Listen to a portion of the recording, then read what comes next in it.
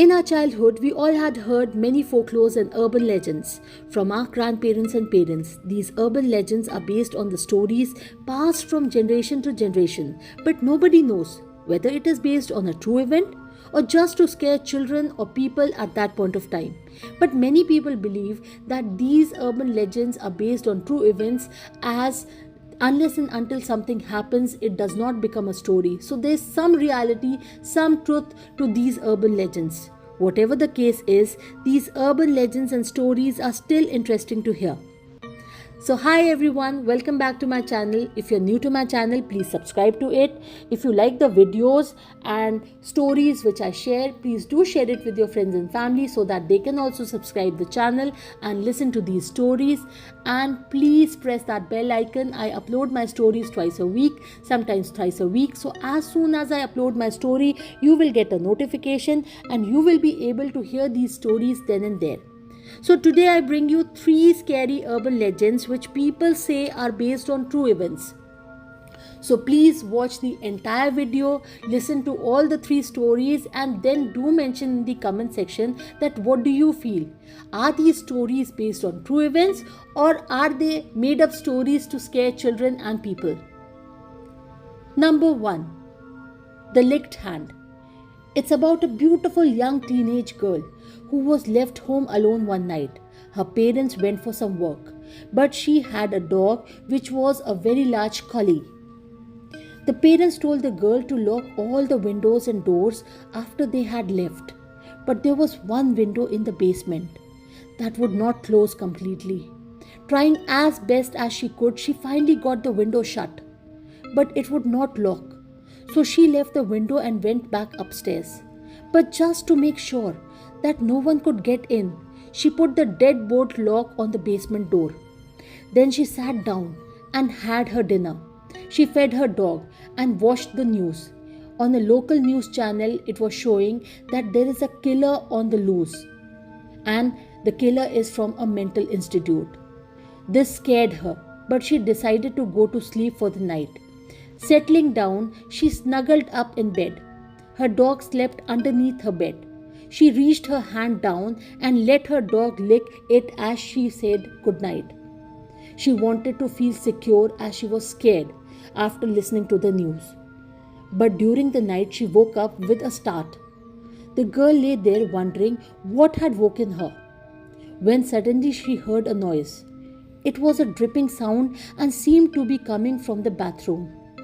She must have left the water running and now it was dripping into the drain of her sink. So thinking it was no big deal, she decided to go back to sleep. But she felt nervous and scared. So she reached her hand over the edge of her bed and let the dog lick her hand for reassurance that he would protect her. Again, at about 3:45, she woke up, hearing dripping. Again, she reached down and let the dog lick her hand. Then she fell back to sleep. At 6:52, the girl decided that she had enough because the noise of dripping water was annoying. She got up just in time to see her parents were pulling up to the house. Good, she thought. Now somebody can fix the sink cause I know I didn't leave it running. She walked to the bathroom and there was the collie dog, skinned and hung up on the curtain rod. The noise she heard was the dog's blood dripping into a puddle on the floor. The girl screamed and ran to her bedroom to get a weapon in case someone was still inside the house. And there on the floor next to her bed, she saw a small note written in blood saying, "Humans can lick too."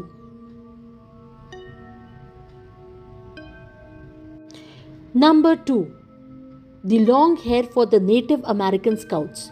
According to an urban legend, there is a declassified document that during the Vietnam War, the US Department of Defense had sent undercover experts to American Indian reservations with the specific task to look for talented scouts. They were specially seeking men with outstanding, almost supernatural tracking and sensing abilities. However, once the scouts were enlisted, an amazing thing happened. Whatever talents and skills they had possessed on the reservation seemed to mysteriously disappear. as recruits fail to perform the given task expected in the field.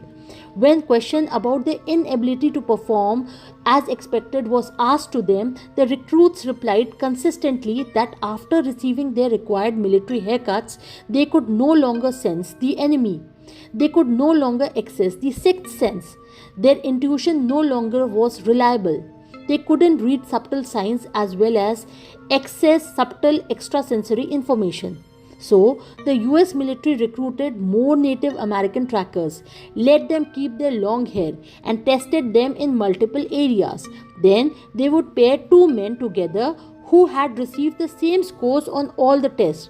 They would let one man in the pair keep his hair long and gave the other man a military haircut. Then the two men retook the test.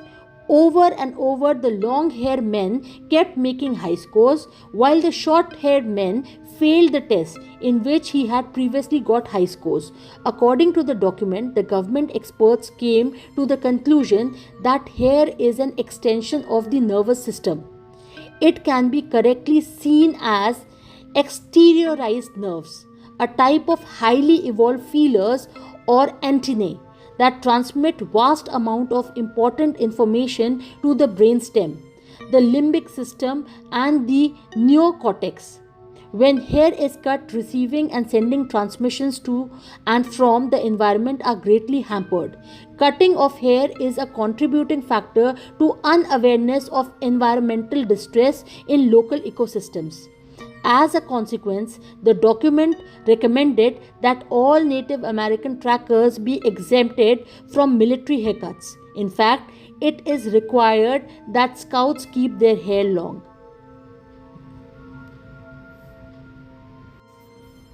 Number 3. The Kidney Heist. A man goes to Las Vegas for a business trip. He booked a room in a hotel and checked in.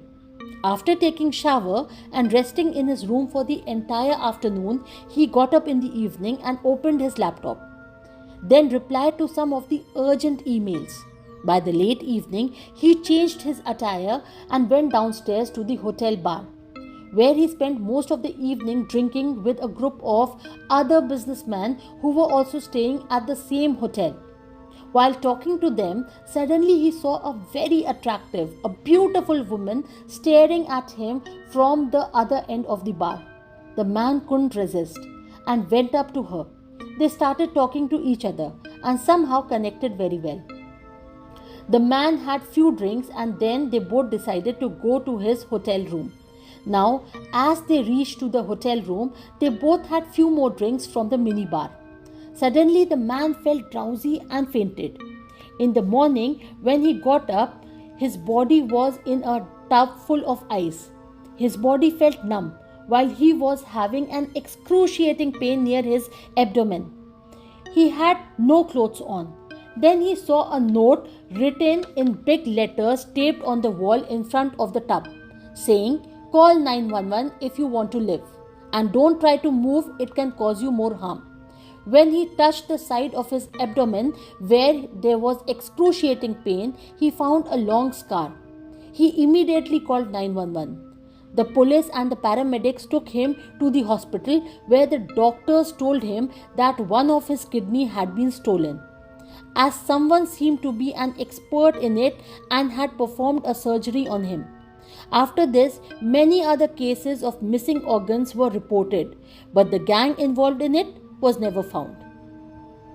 So if you like today's video, please click on the like button and do mention in the comment section that according to you, are these urban legends based on the true events or are they just made up stories spread as rumors?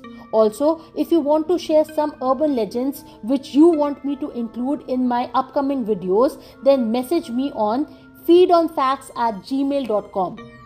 I will get you with some other new stories by Thursday. Till then, bye.